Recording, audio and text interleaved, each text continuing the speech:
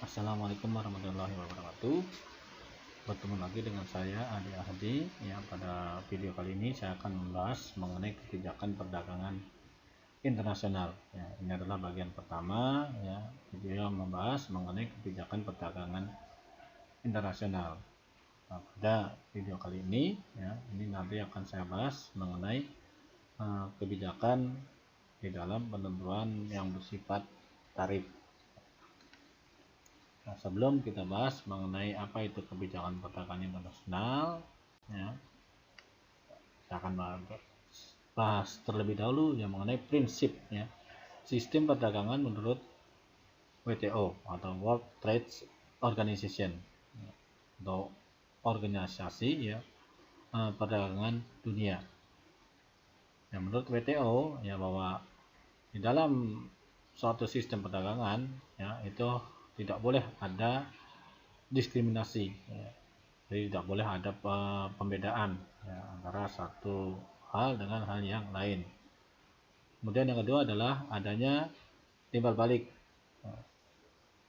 ya, bahwa tidak boleh, ya, suatu perdagangan itu hanya menimbulkan keuntungan pada satu pihak dan merugikan pihak yang lain. Kemudian yang ketiga adalah adanya pertukaran komitmen yang mengikat. Dan yang keempat adalah dilakukan secara transparan. Nah, dengan prinsip yang dikeluarkan oleh WHO tersebut, ya, ini akan menuju, ya, pada suatu sistem yang disebut sebagai sistem globalisasi, atau nantinya akan terbentuk suatu sistem perdagangan bebas atau free trade. Ya, kenapa harus melakukan free trade? Ya, jadi secara teoritis, ya, perdagangan bebas ini mengarah pada produktivitas, ya, dan pendapatan yang tinggi bagi produsen, dan juga, ya, social utility yang lebih tinggi, ya, bagi konsumen. Ya. Nah, bagaimana pendapatan produsen ini bisa lebih tinggi? Ya, karena dengan adanya perdagangan bebas ini akan mengoptimalkan, ya, penggunaan sumber daya, ya, di dalam memproduksi barang, ya, melalui suatu spesialisasi. Ya, dengan optimalnya penggunaan sumber daya, ya, perusahaan akan bekerja secara lebih efisien, ya, sehingga pendapatannya akan menjadi lebih tinggi.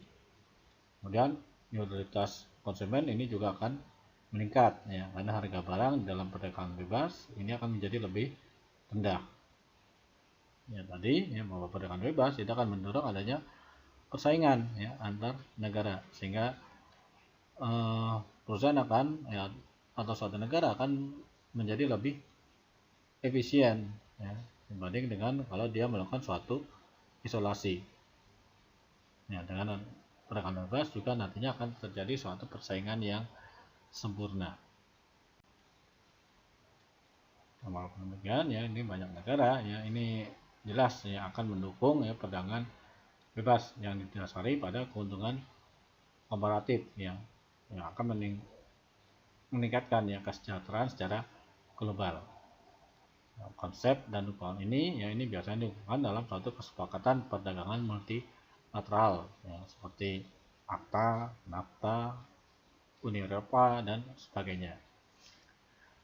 Walaupun demikian, ya, semangat perdagangan bebas ini dibayang-bayangi oleh suatu pemberlakuan restriksi atau pembatasan di dalam perdagangan internasional, ya, karena banyak negara yang telah mengidentifikasi, ya, sektor ekonomi yang perlu dilindunginya, ya, terutama, ya, itu adalah proteksi untuk komoditas pertanian, ya, ini akan lebih banyak, ya, dibandingkan dengan komoditas industri, ya.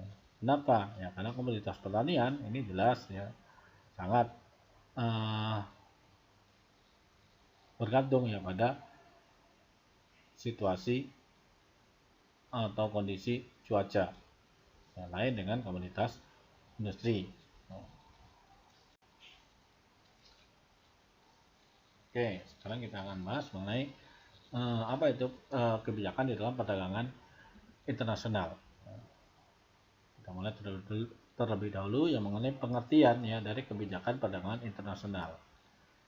Jadi, ya, kebijakan perdagangan internasional ini adalah berbagai, ya, tindakan dan peraturan yang dijalankan suatu negara ya, baik secara langsung maupun tidak langsung ya, yang akan mempengaruhi struktur, komposisi, dan arah perdagangan internasional negara tersebut. Nah, kebijakan ini dilaksanakan dengan tujuan ya untuk melindungi kepentingan ekonomi nasional, ya, industri dalam negeri, dan lapangan kerja ya, serta menjaga stabilitas ekonomi nasional. Nah, dalam perdagangan luar negeri ya, konsep proteksi ini berarti bahwa bagaimana ya usaha-usaha pemerintah ya untuk membatasi atau mengurangi jumlah barang ya yang diimpor ya dari negara-negara lain ya, dengan tujuan ya untuk mencapai beberapa tujuan tertentu ya di dalam pembangunan dan kemakmuran perekonomian negara tersebut. Nah, adapun ya alasan ya kenapa dilakukan pembatasan perdagangan ya, yang pertama adalah bahwa dengan mengurangi atau membatasi impor ya, ini devisa akan bisa dihemat atau keeping ya money at home ya, atau barang dan uang ya ini akan dinikmati sendiri oleh negara tersebut. Kemudian alasan yang kedua adalah untuk melindungi pasar sendiri. Ya, dimana ya pasar ini ya ini hanya ditujukan ya bagi produsen domestik ya. Walaupun hal ini bisa berakibat ya pemanfaatan sumber daya domestik yang tidak efisien. Kemudian yang ketiga adalah ya dengan menyamakan harga domestik dengan harga impor ya, atau scientific tariff. Ini memungkinkan ya produsen domestik untuk bersaing dengan produsen dari luar negeri. Nah, tetapi hal ini akan mengeliminasi ya persaingan internasional. Kemudian yang keempat adalah menciptakan kesempatan kerja ya pada industri domestik. Dan yang kelima adalah mengurangi defisit ya neraca perdagangan atau balance of payment. Ya, adapun ya tujuan untuk dilakukannya proteksi adalah yang pertama untuk mengatasi ya masalah deflasi dan pengangguran. Ya, artinya ya dengan melakukan proteksi ya ini diharapkan ya harga barang-barang ini tidak menjadi lebih rendah ya. Ya, karena kalau harganya menjadi lebih rendah ya nanti para produsen ya ini akan mengalami kemunduran ya, akibatnya juga ya pengangguran ini akan meningkat. Kemudian yang kedua adalah mendorong perkembangan industri baru atau advanced industry. Kemudian yang ketiga adalah untuk mendiversifikasi perekonomian ya, artinya sistem perekonomian ya itu tidak hanya tergantung pada satu sektor saja ya, ini bisa dibuat atau dibangun beberapa sektor ekonomi. Kemudian yang selanjutnya adalah untuk menghindari kemerosotan ya industri-industri tertentu. Yang kelima adalah untuk memperbaiki neraca pembayaran. Yang selanjutnya adalah untuk menghindari dumping. Ya, alasan untuk melakukan proteksi adalah ya untuk menghindari dumping. Ya, dumping ini adalah bagaimana ya suatu negara itu menjual barangnya ya lebih murah ya, barang yang dia impor itu dihargai lebih murah dibanding dengan kalau dipasarkan di dalam negeri. Kemudian yang alasan yang terakhir adalah ya, dengan melakukan proteksi ini adalah untuk menambah pendapatan pemerintah ya. Nah, bagaimana untuk menambah pendapatan pemerintah ini adalah ya bahwa kebijakan ya di dalam pembatasan perdagangan itu nantinya bisa dilakukan secara kebijakan tarif dan non tarif ya. Jadi untuk bisa mendapatkan pendapatan pemerintah ya ini biasanya akan dilakukan melalui suatu kebijakan berbentuk kebijakan tarif. Oke, apa itu kebijakan tarif ya? Nah, tarif ini adalah suatu pembebanan ya terhadap barang ya yang melintasi daerah pabean atau suatu daerah geografis ya di mana barang bebas bergerak ya tanpa dikenakan cukai atau biaya pabean. Tarif merupakan suatu rintangan ya yang membatasi kebebasan perdagangan internasional. Nah, salah satu bentuk pengenaan tarif adalah pajak barang impor ya, dengan tujuan untuk menaikkan harga produk barang tersebut ya, sehingga dapat mengurangi persaingan bagi produsen lokal ya, atau merangsang produksi lokal. Nah, tarif ini akan menimbulkan dampak ya, berupa kenaikan harga atau biaya pengiriman produk ya, khususnya untuk produk impor ya ke suatu negara. Nah, maksud pengenaan tarif adalah untuk memperoleh ya pendapatan ya pengisi kas pemerintah ya, ini adalah sebagai fungsi budgeter ya, dan suatu metode ya untuk melindungi ya sektor-sektor barang tertentu di dalam negeri ya dari tekanan persaingan produk impor ya, ini merupakan fungsi reguler ya. Contoh ya, di Indonesia menggunakan tarif impor ya 1% untuk mobil mewah ya. Artinya bahwa mobil mewah yang masuk ke Indonesia ya, kalau misalkan harga di negara asalnya itu sebesar 500 juta ya, masuk ke Indonesia dikenakan tarif 1% ya, harganya menjadi 1 miliar.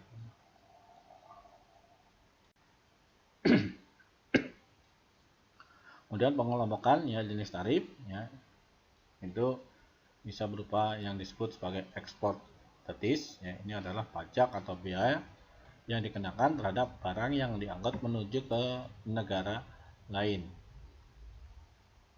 Kemudian yang kedua bisa dalam bentuk transit gratis atau biaya transit ya, ini adalah pajak atau biaya yang dikenakan ya terhadap barang-barang yang melalui ya wilayah suatu negara dengan ketentuan bahwa barang tersebut sebagai tujuan akhirnya adalah negara lain.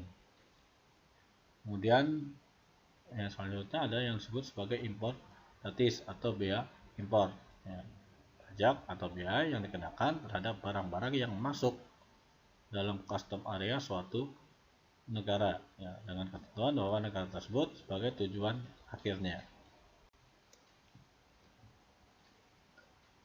Nah, adapun sistem tarif ya, ini bisa berupa suatu bentuk tarif tunggal. Ya, ini adalah pengenaan satu tarif ya untuk satu jenis barang atau komoditas yang besarnya atau presentasinya itu berlaku sama ya, untuk impor komoditi tersebut ya dari negara mana saja ya tanpa kecuali.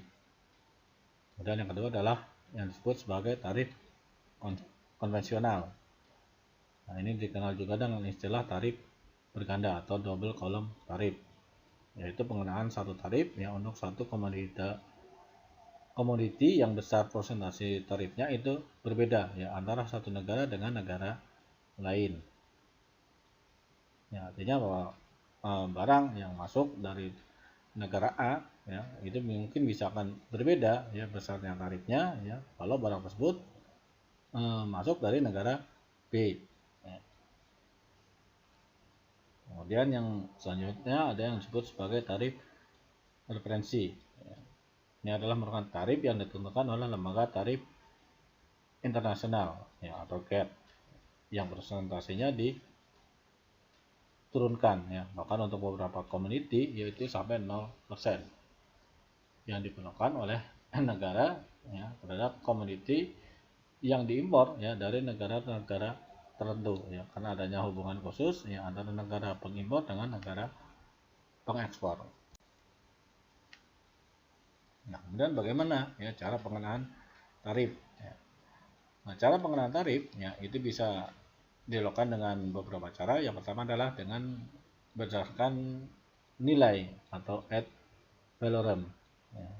Ini adalah besarnya pungutan biaya masuk atau barang impor itu ditentukan oleh tingkat prosentase ya di tarif dikalikan dengan harga CIF ya dari barang tersebut. Harga CIF ini adalah ya berupa cost insurance rate ya, artinya harga barang tersebut ya itu ditambah dengan asuransi dan ditambah dengan biaya kirimnya ya, sebagai contoh ya harga CIF ya suatu barang adalah sebesar 100 US dollar ya. Dan berdasarkan tarif biaya masuk adalah sebesar 10%. Ya. Sedangkan kurs 1 dolar misalkan sebesar 5.000, maka besarnya biaya masuk yang dikenakan terhadap barang tersebut adalah sebesar 10% ya, kali 100 US dollar dari 5.000 ya, atau sebesar 50.000 rupiah. Ini tarif yang dikenakan yang berdasarkan dasar nilai atau add value rem. Kemudian cara yang kedua ya, pengenaan tarif adalah berdasarkan dasar jumlah barang atau add spesifik ya. Ini adalah pungutan ya biaya masuk ini didasarkan pada ukuran ya, atau satuan tertentu dari barang impor ya. Seperti contoh ya, biaya masuk yang dikenakan atas barang-barang atau komoditi seperti di bawah ini ya. Semen ya, itu dikenakan tarif ya 3.000 rupiah per ton ya. Sepatu misalkan yang dikenakan tarif yang 14.500 per pasang. Piring yang dikenakan tarif 5.000 per lusin. Jeruk dikenakan tarif 500 rupiah per kilo ya. PCR ya, dikenakan tarif sebesar 250.000 per unit dan sebagainya. Kemudian cara pengenaan tarif yang ketiga adalah menggunakan kompon gratis ya. Ini adalah pengenaan tarif yang merupakan yang kombinasi ya dari add value rem dan add spesifik ya. Contohnya ya, suatu barang itu dikenakan tarif ya sebesar 10% add value rem ditambah dengan 50.000 per unitnya ya. Jadi ada pengenaan dua jenis tarif ya, berdasarkan dasar dan berdasarkan add value rem dan berdasarkan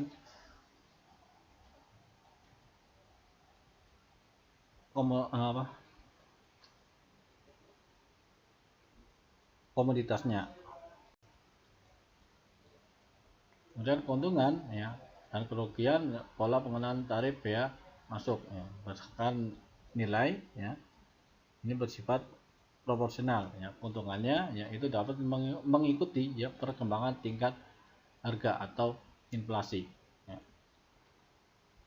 Kemudian keuntungan yang kedua adalah terdapat diferensiasi ya harga produk sesuai kualitasnya. Sedangkan kerugiannya itu akan memberikan beban yang cukup berat ya bagi administrasi pemerintah ya, khususnya bea cukai karena memerlukan data dan perincian harga yang lengkap. Dan kerugian yang lain adalah sering menimbulkan ya perselisihan di dalam penetapan harga ya untuk perhitungan bea masuk ya antara importir dengan pihak bea cukai ya, sehingga dapat menimbulkan stagnasi atau kemacetan ya barang di pelabuhan. Sedangkan keuntungan atau kerugian ya pengenaan tarif berdasarkan jumlah barang atau add spesifik itu bersifat regresif ya. Keuntungannya itu mudah dilakukan ya kalau tidak memerlukan perincian harga barang sesuai kualitasnya ya. Kemudian dapat digunakan ya sebagai alat kontrol proteksi ya untuk industri di dalam negeri. Tapi kerugiannya adalah bahwa penggunaan tarif itu dilakukan kurang adil ya, karena tidak membedakan ya harga dan kualitas dari barang.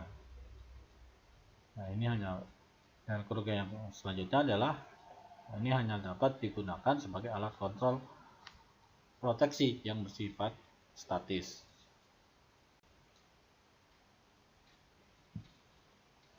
Kemudian yang terakhir adalah ya dampak ya, dari pengenaan tarif impor ya. Yang pertama adalah ya berupa dampak yang disebut sebagai price effect ya. Artinya bahwa dengan adanya tarif ya, ini akan menyebabkan ya harga barang di dalam negeri akan menjadi naik. Kemudian dampak yang kedua adalah yang disebut sebagai consumption effect ya.